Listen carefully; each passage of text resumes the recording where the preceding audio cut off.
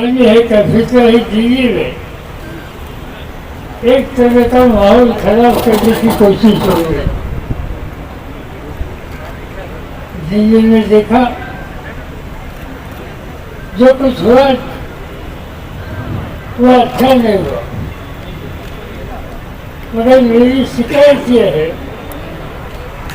कि दिल्ली की हुकूमत जिस पार्टी के पास है उसी पार्टी के पास दिल्ली की हुकूमत नए केजरीवाल के पास होगी, फिर भी वहाँ की लॉ ऑर्डर की जिम्मेदारी वो केजरीवाल के ऊपर रहती है, वो भारत सरकार के ऊपर रहती है, दिल्ली के सरकार के ऊपर रहते हैं।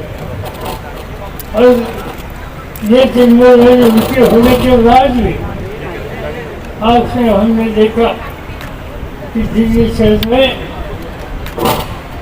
समाज के कुछ लोगों के ऊपर हमले हुए, उनके मकान गिराने की साजिश की गई और देश का माहौल खराब करने की एक कोशिश की। वही स्थिति इस राज्य में पैदा करना, इसमें सहयोग देने की तैयारी आप लोगों ने रखी, इसलिए आप सभी को मैं धन्यवाद देता हूँ। और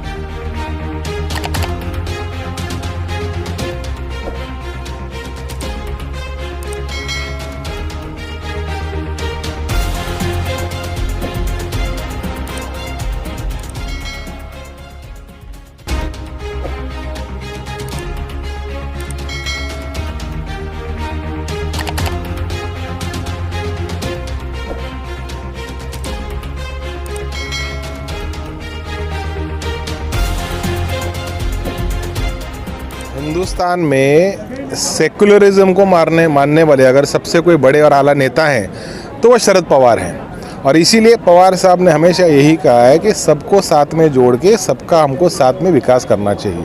रमज़ान के पाक महीने में हिंदू और मुस्लिम भाईचारे से जो रमज़ान का महीना मनाते हैं, दिवाली का जो उत्सव मनाते हैं, उसके अंदर एक बेबुनियाद सी चीज़ लेके कुछ लोग, कुछ राजनीतिक दल, कुछ राजनीतिक नेता हिंदू और मुस्लिम के अंदर टकराव पैदा करने की कोशिश कर रहे हैं। अब वो कितना भी अंगार लगाने की कोशिश करेंगे, लेकिन फिर भी हमारे हिंदू और मुस्लिम भाई उस पर पानी डालेंगे और भाईचारा की जो गंगा है ये महाराष्ट्र में बहती रहेगी। जो लोग हनुमान चालीसे का पठन करने के लिए मातोश्री के बंगले में आए, मातोश्री के बंगले में जाएंगे ऐसा जिन्होंने कहा, जब आप ही के मीडिया वालों ने राणा दाम्पत्य को पूछा चलिए आप हनुमान चालीसा बोल के दिखाइए, तो 2 लाइन भी नहीं बोल पाए। इसके लिए हम समझ जाते हैं कि हनुमान जी का नाम लेके फिरका परस्त ताकतों को शक्ति देके देश का, महाराष्ट्र का सामाजिक समीकरण बिगाड़ने का उनका काम था। उन्होंने बहुत कोशिश की, लेकिन हमारे महाराष्ट्र के गृह मंत्री और महाराष्ट्र के मुख्यमंत्री, इनकी वजह से महाराष्ट्र सुरक्षित रहा, मुंबई सुरक्षित रहा और झूठ बोलने वाले जेल की सलाखों के अंदर हैं।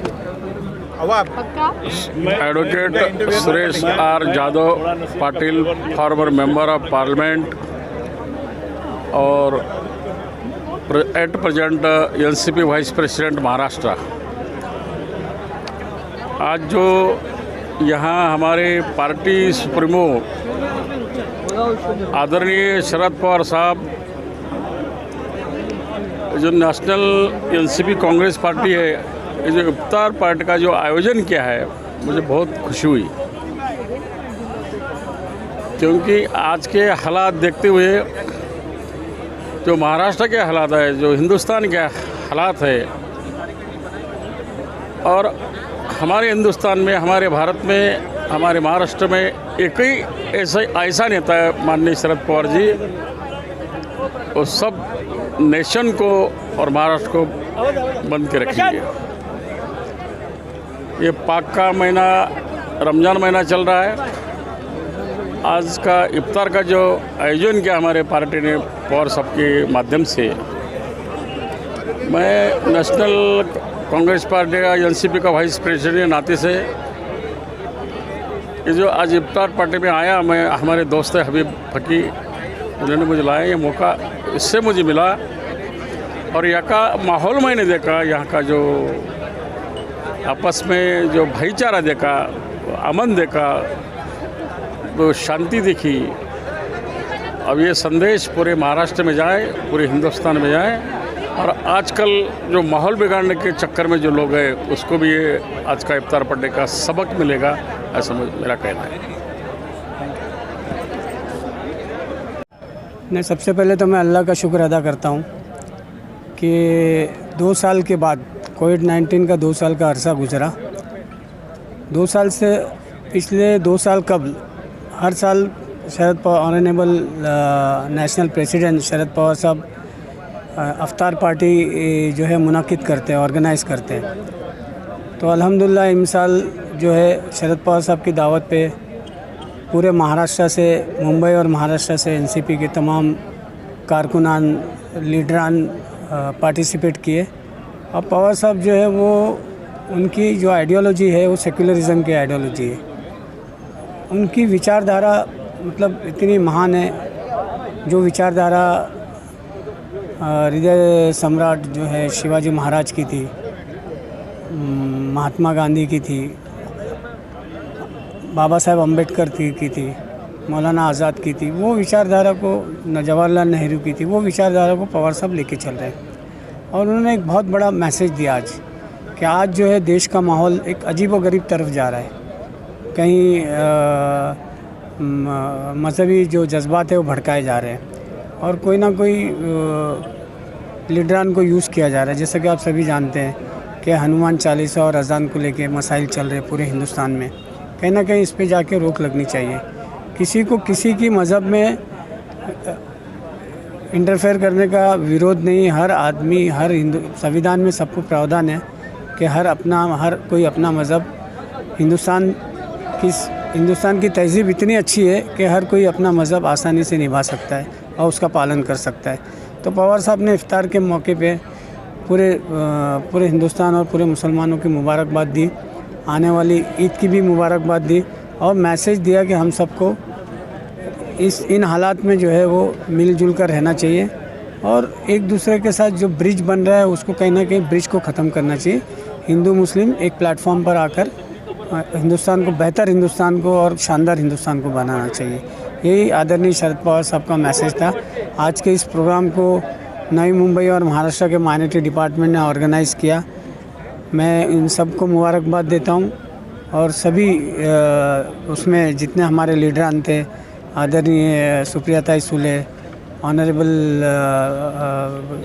जयंत पाटिल साहब, हमारे होम मिनिस्टर थे दिलीप वलसे पाटिल साहब थे, माइनॉरिटी मिनिस्टर का टेम्पररी जिनके पास चार्ज है जितेंद्र वार्ड साहब थे, सारे जो है कैबिनेट मंत्री थे। सब लोगों का सहयोग रहा, और सभी लोगों का एक ही सद्भावना है कि हिंदुस्तान जो है, भारत जो है वो संविधान के तहत चलना चाहिए, और हम भी यकीन रखते हैं। इसीलिए जो है ज़्यादा से ज़्यादा लोग जो है पवार साहब के साथ जुड़ रहे हैं, और दुआ करते हैं कि पूरे हिंदुस्तान को जो है ना पवार साहब का जैसा नेतृत्व मिलना चाहिए। अल्लाह उनकी उम्र को दराज करे, उनको हयाती दे, आने वाले दिन में कम से कम प्राइम मिनिस्टर नहीं तो भारत के प्रेसिडेंट बने, ये उम्मीद के साथ मैं अपनी बात को ख़त्म करता हूँ। जय भारत, जय महाराष्ट्र, जय राष्ट्रवादी।